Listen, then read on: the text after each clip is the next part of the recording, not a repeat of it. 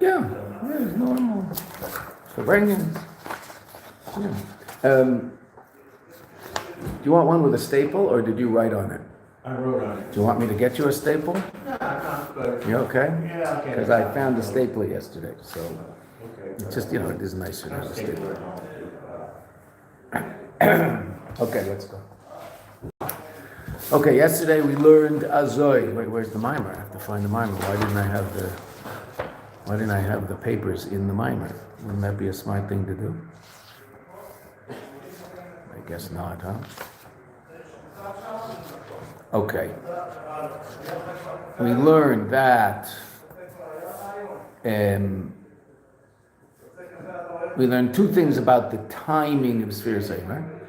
The Torah says Mimachras Shabbos, and that's the Rebbe's main question. What's Pshat Mimachras Shabbos? Why doesn't it say Mimachras Pesach? Mimachras Shabbos means the day after first Yom Tov of Pesach, so why not say that? And the second time frame is after you bring the Omer. Now, that was the question, when do you bring the Omer, right? In the second base of Mikdash, there was that whole battle as to when to bring the Omer. According to the Tzedekим, it should be Mimachras Shabbos, which means the Omer should be cut, Meitzi Shabbos, Chol Hamoed, and then brought as a korban on the first Sunday of Chol Hamoed. Right, now, that isn't what the rabbinical authorities said. They said, no, Mimachras Pesach means, Mimachras Shabbos means Mimachras Pesach, the day after Yom Tov Rishon, which means Meitzi Yom Tov Rishon, you cut the Omer, and the first day of Chol Hamoed, which means Tes Zayin Nisan, the 16th of Nisan, the Omer is brought. Now that's what we did, but it took quite a while to convince the Tzedekим that that's what should be done. So that's what the Rebbe questions. Why make that necessary based on writing Mimachras Shabbos? So that's our basic question. In order to understand that, the Rebbe said, we have to understand something about Sfiras Eimer. Sfiras Eimer, there's something unique about the Eimer in that it's brought from barley, not wheat. Why barley? So the Mishnah in Sotah says animal food. That barley is animal food, just like her deeds were animalistic deeds, so her korban is a korban of animal food. How is that relevant to Eimer? So the Rebbe hasn't explained that to us yet, but we're on the cusp. Isn't that a good one? Yeah. We're on the cusp. We're on the cusp of getting there. Because what did the Rebbe explain? He explained by virtue of first telling us that Yetzias Mitzrayim was all a revelation from above, and it was not a response to our avodah from below. It all came from above. Okay. How do we see that? We quoted the pasuk in Shir Shirim, which we're in the middle of understanding. Right? We already talked about it outside, that mashcheni, pull me, draw me, schlep me, singular.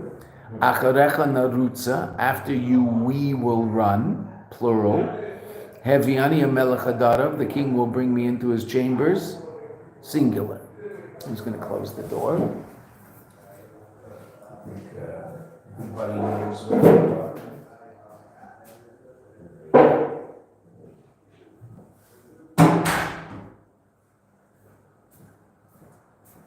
Yaakov should be coming back soon. Yeah, a couple of weeks, I think. Maybe there's another solar eclipse or something. Okay. So remember to ask him about his solar eclipse when he gets back. So, mashcheni, draw me, singular. Acharecha narutza, after you we will run, plural. Heviani amelech hadarav, the king will bring me into his chambers, singular. Now, we haven't seen it yet in the mimer, but we mentioned outside that refers to Pesach, Sfiras Eimer, and Shavuos. So let's see why singular, plural.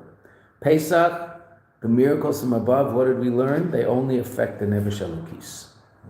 They only affect the godly soul, which is very, very powerfully affected by the miracles. The Nefesh Abami sees them, obviously, is aware of them, and of course I saw it, and it's the whole idea of a miracle, right? The Nefesh Abami sees what's going on, but is not necessarily affected. What does that mean? It doesn't change. There's no change brought about, right? And we'll see that's obviously a very important part of the whole process.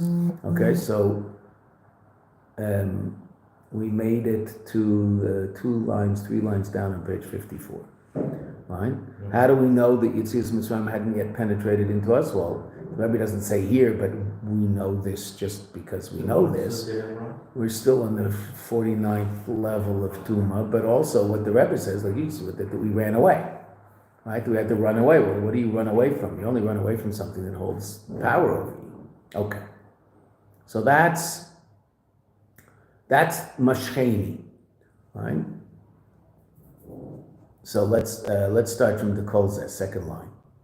Right? This idea of running away. The Kol Zeh hu b'giluyim the Yetzias Mitzrayim dafka. This is all relevant to the revelations of Yetzias Mitzrayim. Till the Yos, that since Shagilui haya b'derech milamayla lamata, that since this revelation was from above below, shaloi hayu kelim lezeh, that they weren't vessels for this. In other words, we couldn't internalize it yet. That doesn't mean we weren't aware of it, but we couldn't internalize it. Therefore, the revelation is only felt by the Nefesh Elokis. That's what we said yesterday. The Zehu Mashcheni, and this is why it says Mashcheni Loshin Yochid. Oh, why does it say Yochid? Because it's only the Nefesh Elokis, singular. Oh, so therefore, plural must include the Nefesh Bahamis. Oh. Right? That's going to be the next step. Right? Aval. After the revelation of Yetzias Mitzrayim, there was the whole idea of Sfiras HaImer, that's the Aveda from below above. That means it's going to affect me, because below above means I'm doing it. If I'm doing it, then it's part of my conscious reality. I'm bringing about a change in myself. Right? That regarding this it says narutza, we will run. So there's two things. First of all, we're running. Second of all, that it's plural. But first the Rebbe talks about the running aspect. Alain loifen, we ourselves are running. The mashcheni, he pulled me, or pulled me, right? Hu milamayla lamata. That's from above below. That's why it's singular. So it doesn't change me. Aval narutza, but narutza, we will run. Hu alain loifen, we ourselves are running. Hainu, haveda b'derech milamata lamayla. The avodah from below above. Okay, so now, what's important about that? And since it's an avodah from below above, therefore it's also relevant to the Nefesh Bahamis. Because what does below mean? Below means conscious me. What's the source of conscious me? My Nefesh Bahamis. Oh, so who's doing the work? My Nefesh Bahamis. Meaning, I am. So again, now obviously there's an input of the Nefesh Elokis in all of that. But that's subconscious. Right? Conscious me is my Nefesh Bahamis. Okay, so if conscious me is involved in trying to bring about change in myself, then it's the Nefesh Bahamis trying to bring about change in itself. Mm-hmm. That's avodah from below. That's what it means by definition. Now, that's the avodah that's actually going to bring about a change in me. Some event outside can arouse in me a desire to change. Right? It's called inspiration. Mm-hmm. I can be inspired by external events, but they don't change me. Now, they might inspire in me a desire to change. Right? They might inspire in me a desire to change. Would you like one with a staple? Did you write on yours? No, I didn't. Okay. Either way.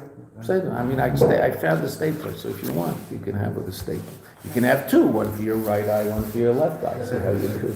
My two eyes don't see the same thing, so that would be useful. I'd rather give this back because maybe someone else can. Yeah, you give it back, no problem. If you didn't write on it, so then fine. If you wrote on it, so keep your notes, they'll be famous someday. Well, then, thank you. I'll staple this one too. Okay, so again, we're just a quick review. Why is the first verb singular? We learned this yesterday. The first verb is singular because the miracles from above only affect the Nefesh Elokis. Right? The Nefesh Bahamis isn't affected and just is waiting. What's the next step? The next step is avodah from below. service from below. That's Sfiras Omer. What does that mean by definition? That means my Nefesh Bahamis is involved. Why? Because below means conscious me. What's conscious me? What's the source of that experience I have of my own existence? The Nefesh Bahamis. It doesn't mean the Nefesh Elokis has no existence. But the Nefesh Elokis isn't powerfully aware of itself. It's aware of God. Right? That doesn't mean it doesn't know it exists. Right? Meaning the aspect of Nefesh Elokis that's clothed in the body, etc. It's aware of its own existence, but that existence is completely and totally connected to Elokus. Whereas the Nefesh Bahamis, the essential characteristic of the Nefesh Bahamis is that it's aware of its own existence, and it refers to itself as I. And I is separate from God. Even if I want a relationship with God, there's still an I there that wants a relationship with God. Now, who's saying that? That's my Nefesh Bahamis saying that. Why would my Nefesh Bahamis want a relationship with the Kadosh Baruch Hu? I thought my Nefesh Bahamis is this absolute lowlife who just wants to drink beer and burp all day, or whatever it is that he wants, right? Okay, wants to, I don't know, protest something, I don't know, whatever the Nefesh Bahamis wants to do. All right, so how in the world could I get my Nefesh Bahamis to actually want to be connected to Elokus? Why not? Why can't conscious me have a desire to be connected to Elokus? But where's that going to come from? That does not come, and this is the most, we say these sort of things, so then you have to be careful, right? But it might very well be the most important piece of information someone has to understand relative to service of God. Inspiration is very nice, but it doesn't change me. What changes me? Hard work from below. That's the only thing that changes me. Inspiration is coming, so to speak, from above. Now, the inspiration doesn't mean that anything necessarily happened. There are days where we wake up inspired. We just wake up and we're just, on fire. We're just into it. Oh, okay. We're excited about what's going on and we're looking forward to it, whatever it happens to be. Even though it might be exactly the same thing we do every day. Not after we're going on some holiday we've been looking forward to. No, it's just what we do every day. But for whatever reason, some days we wake up more inspired to do that. Some days we wake up less inspired to do that. Okay. So that inspiration is very, very, very nice. But that inspiration doesn't bring about any change in me, because what do we all know? Well, tomorrow I might not wake up inspired, so the inspiration didn't change me. How does the inspiration change me? Only if I invest it. If I invest the inspiration by working on myself from below above, bringing about change in my conscious reality. So how do I do that? Okay, well, we're going to talk about it in terms of Sfiras Omer. It's a very slow, step-by-step process, right? So I make a decision to do something. Okay, but I have to follow through in that decision. I might make the decision in a state of inspiration. That's usually the case. Right? I'll make a positive decision in a state of inspiration, but then I have to follow through in that decision. And when does the Avodah become real Avodah? When I'm not inspired. That's when it's real. If I'm inspired, so, to put it in slightly different terms, nice people. We've talked about this many times before. Nice people. How do you define a nice person? Everybody's nice when they're in a good mood. Yeah. Everybody's nice when things are going their way. Nice people are the people who are nice even if they're not in a good mood. What do I mean a good mood? They have a headache and things aren't going their way and they just don't feel well and they're not interested in doing what they're doing right now and they're only doing it because they have to, etc., etc., etc. Okay, that person, how are they going to treat the people around them? With respect and nicely and calmly. That's a nice person. Everybody's nice when they're in a good mood. Genghis Khan was the life of the party on a good day. And on a bad day, he'd cut off your head. Right? So he wasn't a nice guy. So, and that goes for everything, any relationship, right? So you're outnumbered, what I'm going to say, right?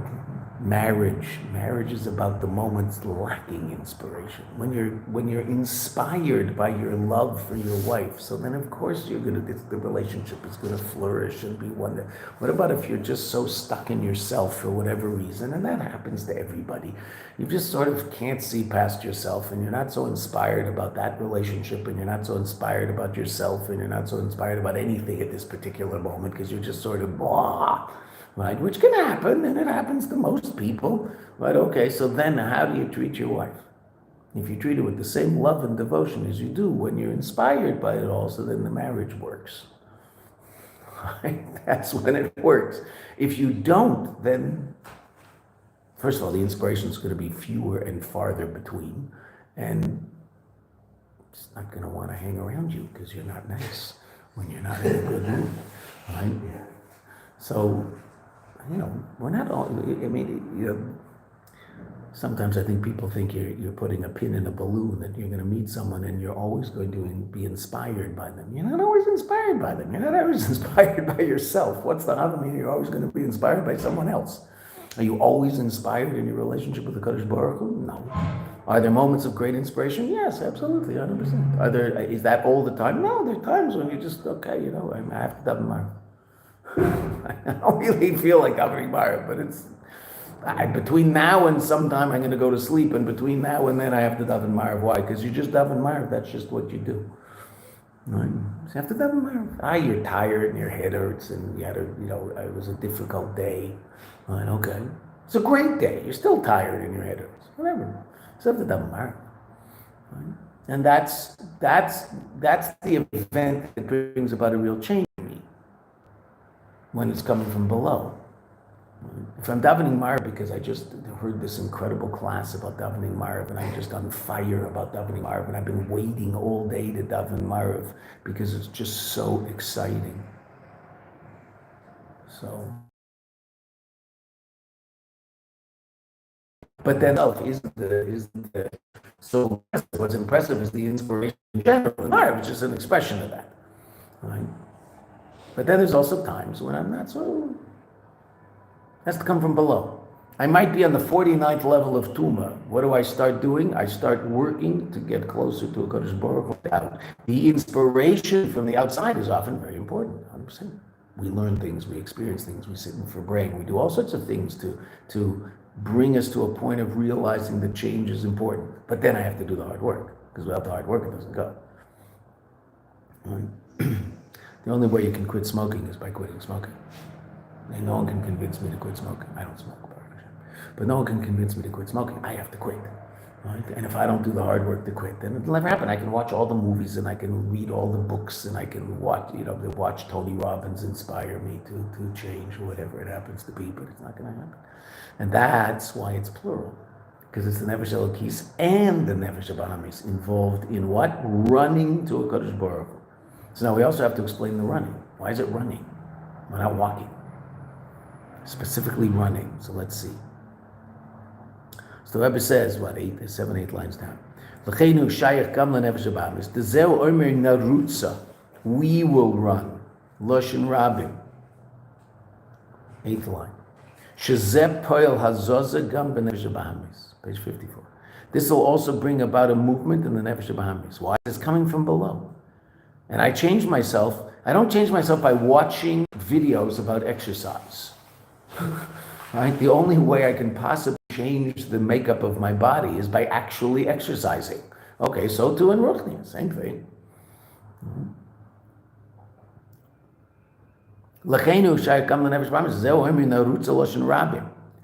We will run. This brings about a movement also in the Nefesh Bahamis. And that's also, now the Rebbe is going to explain the Indian of running. Now, first we explain the Indian of plural. Why running? Why not walking? We'll go to after you we will go. No, after you we're going to run. That since that since this avodah is also mitzad the Nefesh Bahamis, therefore it's running. Why? Because that's the nature of the Nefesh Bahamis.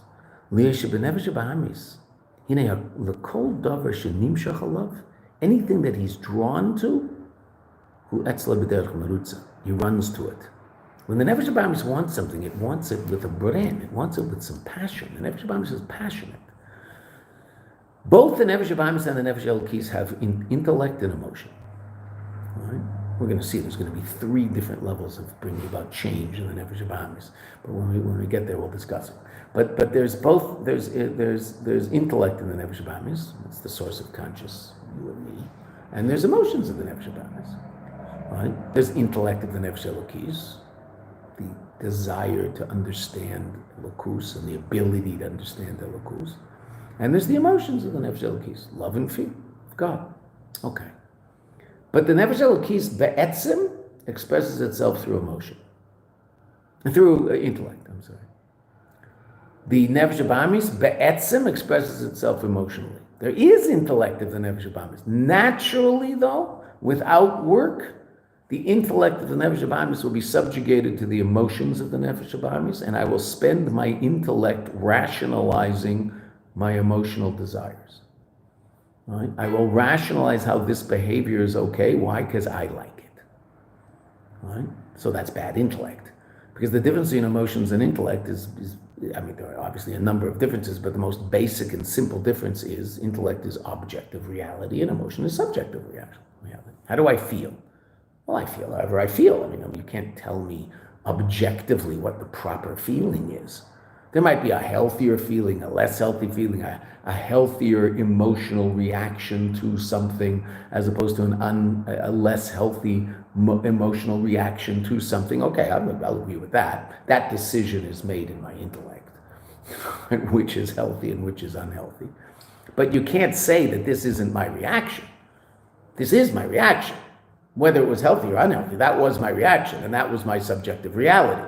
I would like to change that subjective reality. Oh, okay, Beseder, start doing some hard work to change that subjective reality. I don't think objectively that's a healthy reaction. Oh, so how do I change that? Okay, that's hard work. I can do it, but that's going to be hard work. What's the initial stimulus to the Nefesh Bahamas? What's the initial stimulus to say, I want to do Emotion, more? emotion, connection to Gashmias, to self. Naturally. That's its natural state. That doesn't mean it has to stay that way. But without any education, without any external enlightenment, so the Nefesh Bahamis will basically be interested in self-preservation, physically, emotionally, maybe also even spiritually. Depends. There can be spiritual self-preservation also. It's all religion based on it, right? What's it all about? Salvation. For who? Me. Does it get people to act better? Generally. I mean, I hope so. I think so. I think we feel more comfortable with those people now than we feel with the people who don't believe in anything. They're pretty scary, those people, right? Whereas the people who believe in something, even when we don't believe in what they believe in, but the very fact that they do believe in something means that they tend to act in a slightly different way. Okay, so that's important. But the nature of the Nefesh Bahamis is it's an emotional being. What does that mean? It means it's very powerfully interested in subjective reality.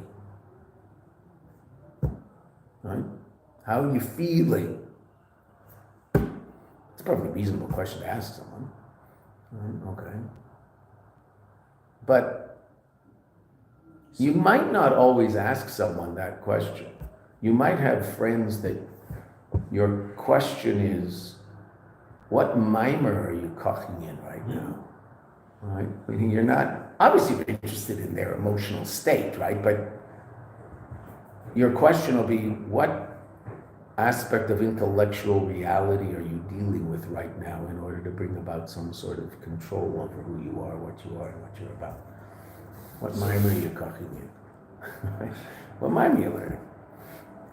So this initial desire or emotion to do the work to get close to Hashem is basically first a self concern. Oh, you're fed. That's very interesting. The original desire is coming from the Nefesh Elokis, right? Right. The true desire is coming from the Nefesh Elokis, which we're going to see, and that's very, very important to realize that we have a Nefesh Elokis also. Right. We're not just disciplining the puppy, right? No, because we're not just a puppy. There is a part of us that's just a puppy, but there's also another part of us that's the Nefesh Elokis.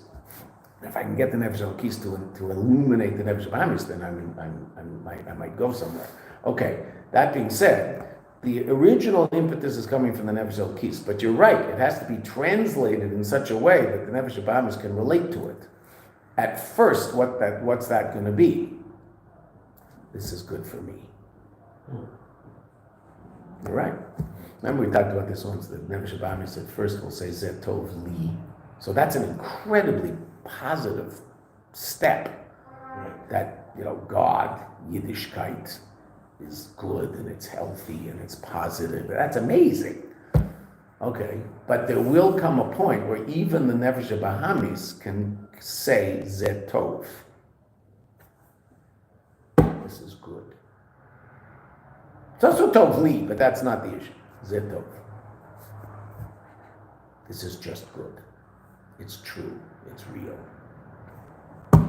It's good for me. It's not good. It might be at this particular moment, in this little macro, whatever, this little moment I'm living in right now, it might be hard for me to see how it's good for me, because it might be somewhat difficult right now, or pain. It might be painful, but it might be difficult. Okay, not to say it, but if I have the basic objective understanding that's penetrated into my subjective reality, that Zeh Tov, even though it might be in the short run, it's a little difficult right now, that won't bother me. I'll be able to overcome that and deal with that. Because I realize Zeh Tov. And in the long run, it's even Tov Li. But Zeh Tov. Right, I just heard an amazing, in last week's Parsha. No, this week's Parsha. In Orla, I think it's Shlishi. So it's yesterday, I think it's yesterday's Chittas. So the Torah talks about the Indian of Orla. And Rashi brings a medrash that says that even though you might ask, why am I not getting any benefit from my field for 4 years? I mean, I'm working like a dog in this field, and for 4 years, I don't get any benefit whatsoever from these fruits. Like 3 years, I can't take any benefit. The 4th year, it goes to Kodesh. So, is this worth it? Oh, so the lashon of the Chumash is something that I don't remember the exact lashon, but it talks about the bracha that comes out of this, that it'll ultimately be good. And Rashi brings Amar Rabbi Akiva. This is Keneged the Yetzer Hara. Saying to the Yetzer Hara, there's 2 levels. There's the simple pshat of it. Saying to the Yetzer Hara, don't worry, it's worth it. Meaning the 4 years of sacrifice is worth it because there's going to be unbelievable bracha afterwards. And then it says, remember who decreed, the one who is a judge to extract payment and pays reward. Okay, so simple pshat is exactly that. Nefesh Bahamis, that remember who decreed, it's God, and he can smash you, or he can give you a reward. But I heard a Chassidish take on it. It was, my son has a shir on YouTube, and I listened to the shir, and he quoted Rabbi Chaim Shalom Deitch from the Old City. I don't know where he got it from. He said as follows: "Was Gezor mi, Zechor mi, or Da? I don't remember. Remember who decreed this? Zechor or Da? I don't remember. Yeah. Remember who decreed this." So he said, "Well, who decreed this? Rabbi Boruch Kaplan. And he loves you. Just remember that the one who told you to do this loves you, and all he cares about is your well-being. Therefore, what? Dayan li pareya.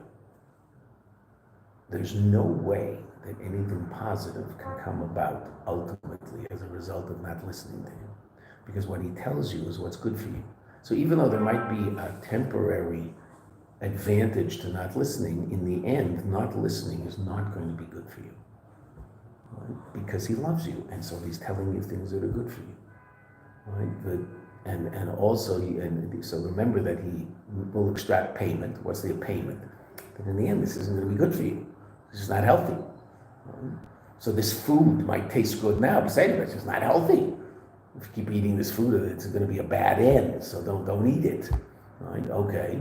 And Neman L'Shalem Schar, and he also pays reward, meaning in the end it's ultimately going to be good for you. It's not only you want to avoid that which is bad for you, ultimately it's even good for you. Why? Because he loves you. Remember who gives it to you.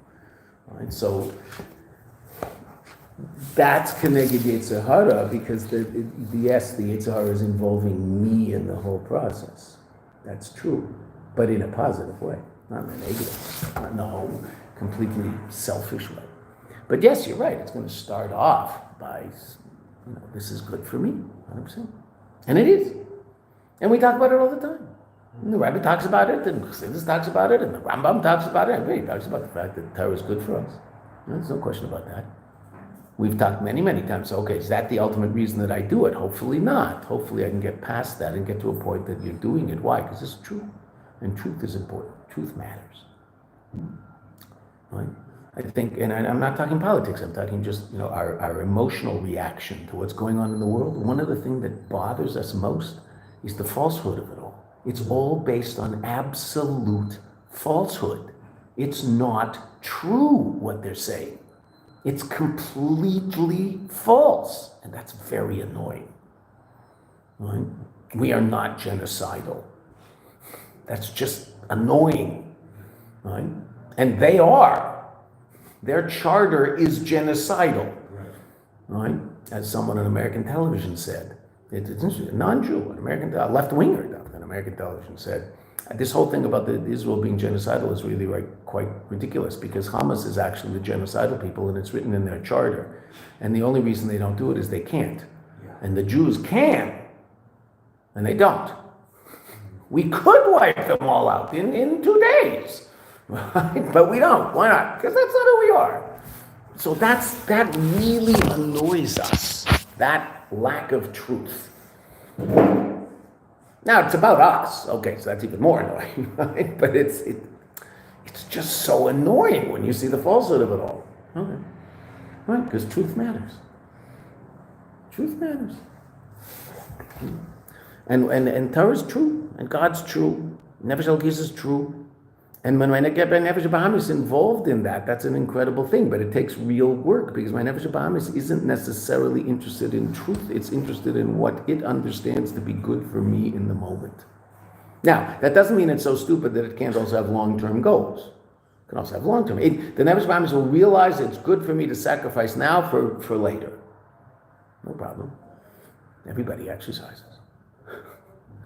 Right? It might hurt. I mean, the last mile of the run or the last, 30 times you do that, whatever people are doing, the whole idea is it's supposed to hurt, right? It's not doing anything if it doesn't hurt. The last 5 push-ups are the only push-ups that matter, right? The first 25, 30, 80 or whatever you do, that was just to get to the last 5 because those are the only 5 that actually help you. Okay, and those are the 5 that hurt. Okay, so everybody knows that. My Nefesh Bahamis understands that. There's no problem with that. Okay, I'm not doing that because I have some desire for truth. I'm doing that because it's good for me. I can understand that I might have to sacrifice in the moment for the future gain. Okay, Nefesh Bahamis isn't so stupid, but the Nefesh Bahamis can come to a point that it appreciates truth, it appreciates goodness, it appreciates elokus. Now, once it does that, so then it runs. The Etzel Nefesh Bahamis, Rabbi says an amazing thing. The Etzel Nefesh Bahamis ain't shaykh halicha la'at la'at. The Nefesh Bahamis doesn't walk slowly towards anything. When was the last time you said to yourself, I think I'd like ice cream next Tuesday? Right? We just don't, the Nefesh Bahamis doesn't say things like that.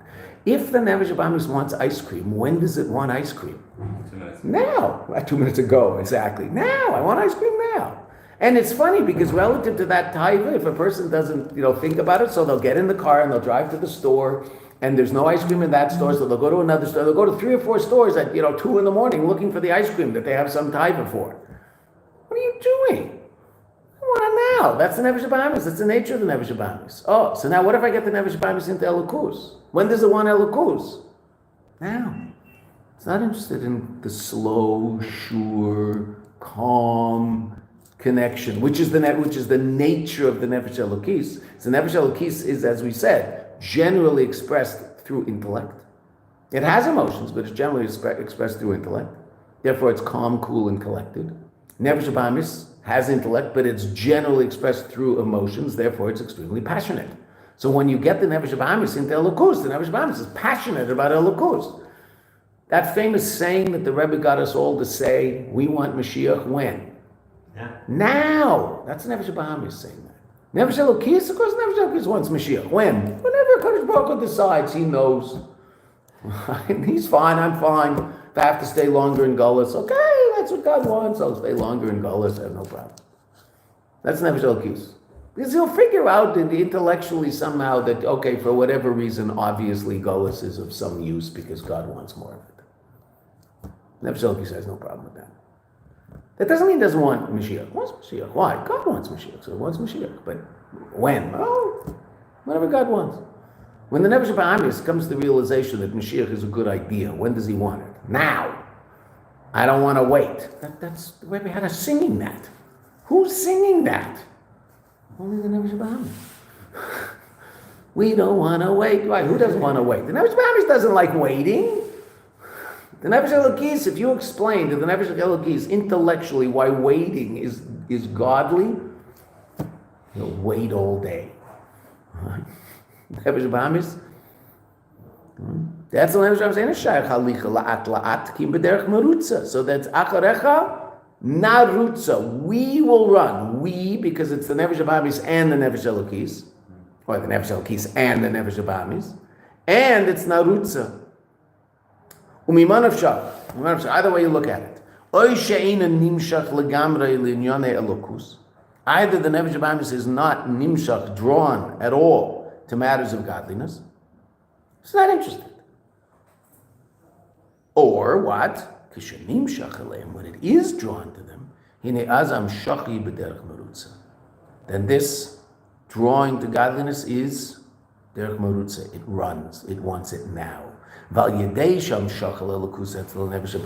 virtue of the fact that this being drawn to Elokus by the Nefesh Bahamis, he b'derech marutza. Now the Rebbe says an amazing thing, and this is why we have a Nefesh Bahamis.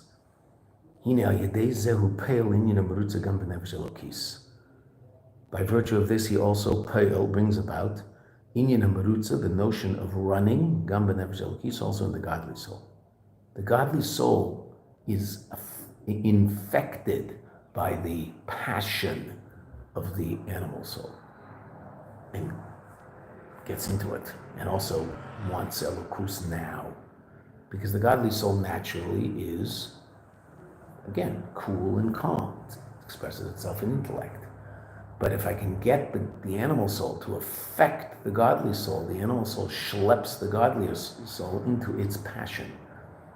And that's positive for the godly soul. So the godly soul is elevated by virtue of its encounter with the animal soul. Now, of course, it's a dangerous encounter because it can also bring the animal soul can also bring the godly soul to places that are anathema to the godly soul. Not interested at all. Right? It's a horrible, painful place for the godly soul to be. Okay, we say the Nefesh Bahamis took it there. But the Nefesh Bahamis can also take the godly soul to places that the godly soul itself can't get to. Why? The passion of the Nefesh Bahamis is catchy and affects the Nefesh Elokis. So that's what the Rebbe says here. The Nefesh Elokis shoot mitzad atzmei.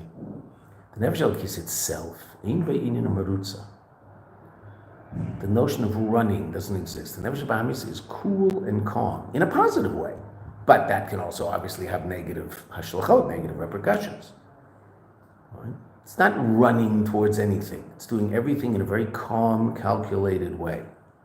And also, and the Rebbe is going to say this, and that is very, very important,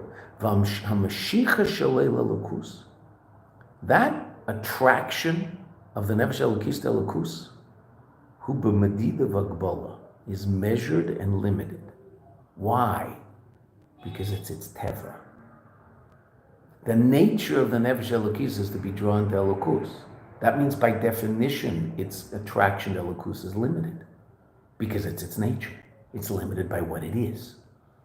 Now, what it is godly and incredible and amazing. Okay, but it still is what it is. So its connection to Elokus is limited. How can the Nefesh Elokis get beyond those limitations? By virtue of its involvement in the passion of the Nefesh Bahamis. Because the Nefesh Bahamis, its connection to Kadosh Baruch Hu is beyond its nature. It's changing its nature. Is it limited because it's coming from above and it needs to get to us? Yes, but even more existential than that. The nature of something by definition is a limited reality. This is what it is, and it isn't anything else, right? That's just the nature of teva. Now, that doesn't mean that's necessarily negative, but it is limited. Right? Okay, so if I want to get beyond my limitations in any realm, so then what does that mean I have to do? I have to go beyond my natural inclinations. And everybody's different, right? There'll be people who are naturally extremely intelligent and work in a very intellectual way. Okay. So now that person wants to get beyond that nature. So they're going to have to get beyond that nature in two different ways. First of all, they can do that within the context of intellect. Get their intellect to act in a way that's unnatural, take it to places that it wouldn't go. But also bring about a more powerful expression of emotion. Work on getting the intellect to affect the emotion more powerfully and to learn how to express that. Okay, so the Rebbe used to talk about this in terms of learning. We've talked about it before. There are two basic different mahalchim, paths of learning Torah, learning Niglu. One's called cheshbon, one's called svara. Right, what am I doing? I'm learning a sugya in the Gemara. What am I doing? So there's two different ways that people can attack the sugya. Cheshbon means I'm going to look at this sugya. I'm going to understand the basic issues that exist here. Whether they're halachic issues or conceptual issues, whatever's going on in this piece of Gemara. And I'm going to see how do the Rishonim deal with that issue, that we'll call it a problem. How do the Rishonim deal with that? Okay. So I can cheshbonos. Cheshbon means I'm making a calculation. Okay, here's my issue. So the Rambam deals, let's say, I'll give an example. My issue is I have two different ways of dealing with I might have many different ways, but let's just talk about two. I have two different ways of dealing with a situation where there's what's called mamon amuto b'safek. I have money, and it's unclear to whom this money belongs. Right? There's an adversarial proceeding regarding $1,000. Okay, so how do I deal with that? Okay, so the simplest way of dealing with it, we know, is whoever has the money in his pocket, so the other guy has to bring proof to take the money out of his pocket. Okay, that's pretty simple. Well, but that's not always what we do. We know. Everybody knows the Mishnah. There's a Mishnah about two guys holding on to a talis, and what do we do in that situation? We split it with a shvur. They each take an oath that they own at least half of it, and we split it in half. Oh, that's interesting. Okay, so when do we do this, and when do we do that? Right? Two completely different ways of dealing with the idea of we're not objectively clear as to who this money belongs to. So sometimes, you prove that it's yours. He doesn't have to. Sometimes split it. Sometimes split it with an oath. Right? There's, I think, 7 or 8 different ways that we deal with this depending on the situation. Okay. So now, obviously, therefore, based on all these different possibilities, I would want to know what, all things being equal, what would be my optimum choice in terms of what to do? And if I can't do that, then what will I do? And if I can't do that, so then what would I do? Right? So maybe my optimum choice is, if I have a clear chazaka, I have someone who's clearly holding on to it, so then I might smith of a riot. That would be the best. I know it's Dr. November's, and you have to prove that it's not his because he's got it. The glasses are his, he's holding on to it. Okay. Maybe that's my best. Okay. So then when we split it, we're only splitting it in a case of more powerful objective doubt. Or no. Okay, so we have to figure that all out. So Cheshbon would go through the Rishonim and see. So the Rambam will say, this is optimum, first A and then B and then C and then D. That's what we'll try to do. If we can't do A, we'll do B. If we can't do B, we'll do C. If we can't do C, we'll do B. Maybe the Rashba will say, no, it's A, C, B, D. You just make a cheshbon. What does everybody think? And write it all down and get it all straight. And what are the different opinions as to how to deal with this objective doubt? that we have. Okay, fine. That's called cheshbon. Then there's another way of looking at it, svara. Svara is, cheshbon is, I'm just going to say the Rambam in case A will do like this, in case B will do like this, in case C will do like this, then Rashba will do like this, and then do like this, go through everybody.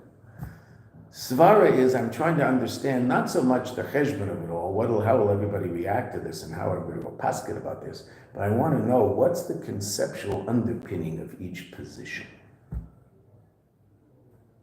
What are they really saying? That's svara.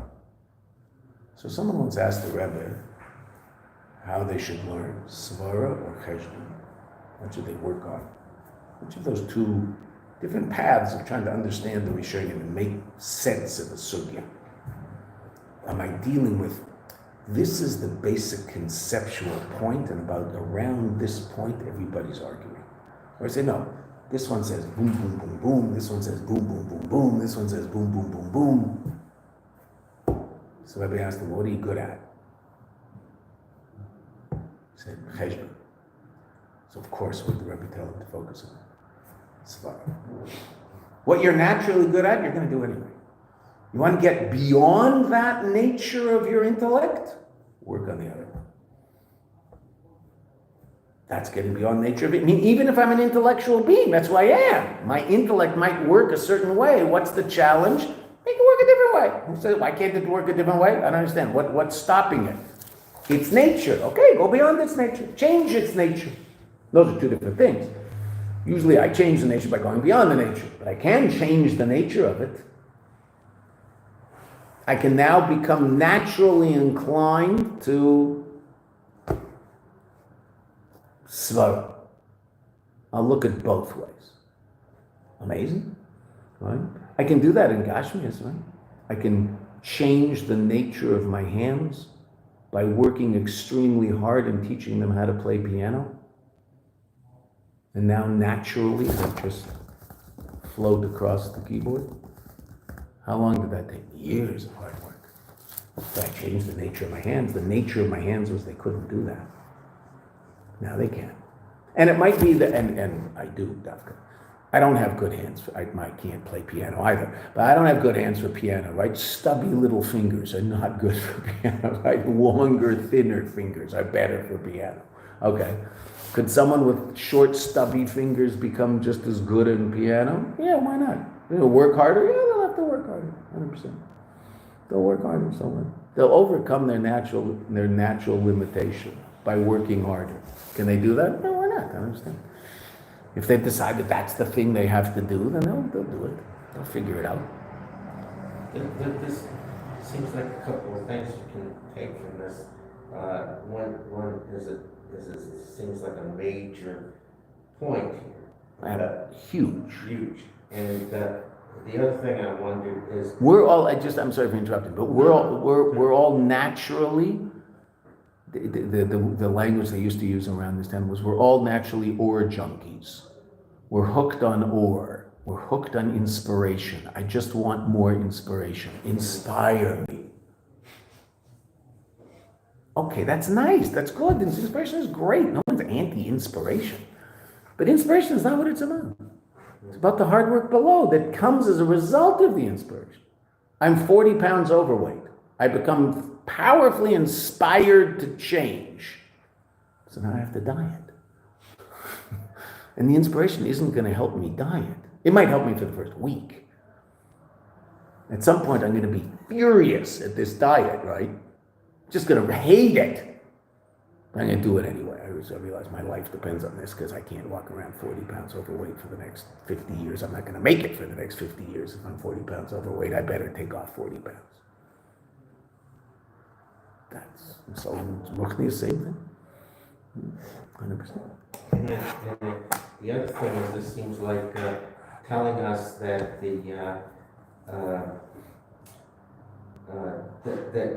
this telling us that the nefesh elokis is really a point about it coming down into this world, because that's how it can become elevated. Absolutely, 100%. That's Maim Rabin, also the Maim Rabin, which we learned a long time ago. Right? That the Mayim Rabim ultimately brings about an elevation in the Nefesh Elokis. The fact that the Nefesh Elokis comes into this world, it's elevated by virtue of that. It comes from the highest place imaginable. Okay, so that's that Mayim. We're not going to go there right now. It's an amazing Mayim. We'll have to learn it again. But yeah, absolutely. The Nefesh Bahamis can positively affect the Nefesh Elokis. And what is it? It's the passion of the Nefesh Bahamis. The Nefesh Bahamis is passionate. Generally. Now, some people aren't particularly passionate, okay, but the general nature of meaning relative to the Nefesh Elokis, the Nefesh Bahamis is always passionate. Because generally when people want something, they want it now. Even if what they want might be somewhat passive. Meaning they're not, it's not like they're bouncing off the walls. They're not, post high, existentially. No. They're a pretty calm person, okay, fine. They generally work through intellect, okay, but they have things that they're connected to in a pretty powerful way and don't like to be without. And if they are forced to be without it, they'll work pretty hard to make sure that they get it. Okay, so now what if I can bring that energy into my relationship with Elokus, the Eibishter? Oh, so now I'm in good shape. And let's finish the paragraph. To finish punkt on time today, it's Rosh Chodesh, long davening. Long davening, we want to say hello with the minyan. All right? So by virtue of the Amshach of the Nefesh Bahamis Elokus, 1, 2, 3, 4, 5, 6, 7 lines up. Val Yedei Shamshach Elokus, that's the Nefesh Bahamis. He bederech merutza, that's running, passionate. And Al Yedei Zehu Peil Inyan Merutza Gam B'Nefesh Elokis. Why? The Nefesh Elokis mitzaratzma ein b'inyan merutza. Nefesh Elokis, as we said earlier, is calm. V'mashiach is the last line we read. V'mashiach shalei lelokusi b'medida v'agbola. It's limited. Limited. Teva, by definition, is limitation. This is what it does. And by definition, that means there's all sorts of things it doesn't do. Right? Trees don't dance. Right? Trees are wonderful, incredible, amazing creatures. Whatever. Creations. Okay, but they don't dance. They don't dance. They're limited. Aval al yedei nefesh bahamis, by virtue of the nefesh bahamis, misvasef, by it's added to it, it's increased in the nefesh elokis, teisefes, or an increase in light. And what is that? That means an increase in godly energy. Shanasa by inyan hamarutza, that's brought about in the nefesh elokis, a level of running beyond its limitations. That's the advantage of the Nefesh Elokis encountering the Nefesh Bahamis. So if I can get my Nefesh Bahamis into Elokus, my Nefesh Bahamis is interested in Elokus with a bren, that's all it can think about, that's all it's interested in, it's so excited. Oh, that affects my Nefesh Elokis, now my Nefesh Elokis goes along for the ride. And that's why the Pasuk says, Shlomo Melech says, Narutza, we will run. How do I get the Nefesh Bahamis? Of course it's going to run. It's going to run to whatever it feels a connection to, which is Midas. Midas are a connection to something. Okay, whatever it feels a connection to, it's going to run to it. It's excited about it. Oh, the Nefesh Elokis runs along. That's why it says plural. Also by the Nefesh Elokis, there's this passionate desire for Elokus. That this basic idea of Narutza, we will run, and that's relevant to Sfir Seimer. That's what Sfir Seimer is all about. Sfir Seimer is all about getting the Nefesh Bahamis interested in Elokus, working on the midas of the Nefesh Bahamis, 49 different levels, and the next thing the Rebbe is going to do is go through the midas of the Nefesh Elokis and the midas of the Nefesh Bahamis and explain how they work and how they... Right? First we're going to explain why first Meichin and then midas, and then we'll get to each particular midah. That's the Aved of Sfir Seimer, and that's why it's plural. Then now the Nefesh Elokis is involved. Now the Nefesh Bahamis is involved, but the Nefesh Bahamis also gets the Nefesh Elokis to run. Hainu shegam etzel Nefesh Elokis nasa inyan merutza. The klolas inyan de nerutza, the basic idea of nerutza, kayal aveda the Sfir Seimer, and that's shaykh the Sfir Seimer. Shezeu, and this is the hachana, the preparation. That's interesting. The Rebbe doesn't explain this at all. Leheviani Amelech Adarav. He will bring me, the king will bring me into his chambers.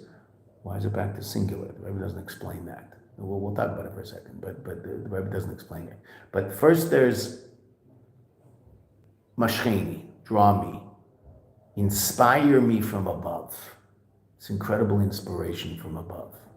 Then I take that energy and use that energy through the slow, steady, hard work of Sfiras HaEmer, which is bringing about change in my Nefesh HaBahamis and getting my Nefesh HaBahamis to be excited about Elokus. And if I can get my Nefesh HaBahamis to be excited about Elokus, so that will also affect my Nefesh Elokis, that it itself will be passionately excited. It doesn't mean the Nefesh Elokis doesn't love the Eibishter, it does, but that love is calm, cool, and collective. No, the Nefesh Elokis will also be passionate. And that's the preparation for the next step, which is Matan Torah. Heviyari Melech Adarav. The king brings me into his chambers. What's that? Matan Torah. I need the Matan Torah. Shal Yadeya Aveda, the Sfiras HaEmer, through the Aveda of Sfiras HaEmer, which we're going through now, B'derech milamata lamayla, from below above, we're slowly but surely trying to bring into our Nefesh HaBahamis a greater and greater appreciation of Elokus. And we're going to see that starts first with intellect, but ultimately it has to descend down into emotion and even further into thought, speech, and action. And we're going to see there's going to be those three different levels of the effect on the Nefesh HaBahamis, the intellect of the Nefesh HaBahamis, the midos of the Nefesh HaBahamis, and the thought, speech, and action of the person himself. We'll see, that's what we'll see next. Shezeu achana le'v'yani melech ha'tarav inyan de matan Torah sha'yidei aveda b'sfiras HaEmer b'derech milamata lamaylo, from below above, meaning I'm working on myself and bringing about these changes. Dafka naseh achana le'matan Torah. That's the achana le'matan Torah, because who has to accept the Torah? My Nefesh Elokis. My Nefesh Elokis accepted the Torah. My Nefesh Elokis is interested in Elokus. My Nefesh Bahamis has to accept the Torah. Conscious me has to accept the Torah. Oh, what's the preparation? Sfiras HaEmer. Now, the Rebbe does not say here why Matan Torah is in singular. So we both have to.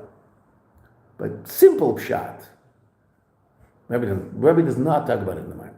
But the simple pshat is that once you've done the Aveda of Sfiras HaEmer properly, so then the Nefesh Bahamis and the Nefesh Elokis are one. Now it's just I. It's just all the same. Right? So it's not that there's this duality anymore. That the ultimate Aveda is to bring about some sort of conscious reality of Elokus, that's really who I am. That is who we are. So it's about bringing essential me into conscious me, that they should be one. Essential me is my Nefesh Elokis. Conscious me is my Nefesh Bahamis. How do those two dance? Well, with a lot of work, I can bring about a situation where they dance together. They're just one. They don't even dance together, they just become one. Okay. The Rebbe doesn't talk about that here. It's really interesting. Okay, stop there. Tomorrow. Yeah, tomorrow. So tomorrow, Bezrat Hashem, the Rebbe is going to talk about the three levels of Sfiras HaEmer, but he's going to talk about it in the context of why is the korban before the counting? Why do we first bring a korban and only then count? And that, I'll just do a quick preview, right? That ultimately is shaykh to a fascinating machlokes rishonim as to whether or not Sfiras HaEmer today is d'oraisa d'rabbanan. If you don't bring, it just as a preface, we learned by Pesach that maror today is only d'rabbanan. Why? Because the only time we're told to eat maror is in conjunction with eating the korban Pesach. So since we don't eat a korban Pesach, so maror is d'rabbanan. It's not d'oraisa. There's no mitzvah d'oraisa to eat maror. The only time there's a mitzvah d'oraisa to eat maror is if you're eating a korban Pesach with it. Oh, manyan. So so today, basically everybody holds it maror is d'rabbanan. That's why we're more makel about the shirim, the measure how many leaves you have to eat. It's a smaller kazayas, as opposed to the first kazayas of matzah is going to be a bigger kazayas, because that's the raisa, and the second kazayas can be a little smaller, because that's the rabbanan, matzah. Okay. Interesting question about Sfiras HaEmer. It says, bring the korban omer and then count. So what if you can't bring the korban omer because there's no base of mikdash? Is there a mitzvah d'oraisa to count? It's a machlokes the Rambam, who says it is a mitzvah d'oraisa. Tosfos, who says it's a mitzvah d'Rabbanan. And a third position, Rabbeinu Yerucham, which you will see tomorrow. That'll be the surprise, what he says, because he says something that at first you go, that's just the wildest thing I've ever heard. How does that work? Right? And the Rebbe is going to explain specifically that position al pi Chassidus, because that's the position that's so hard to understand. But there's a basic machlokes, Rambam and Tosfos, as to whether or not Sfiras Eimer today is a din d'Rabbanan or din d'oraisa.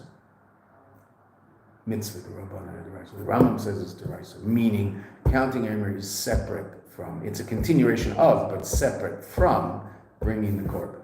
Tosfos says no, it's a package deal. If you didn't bring the korban, you have no mitzvah d'oraisa to count. Okay. So we also have to understand what's the korban.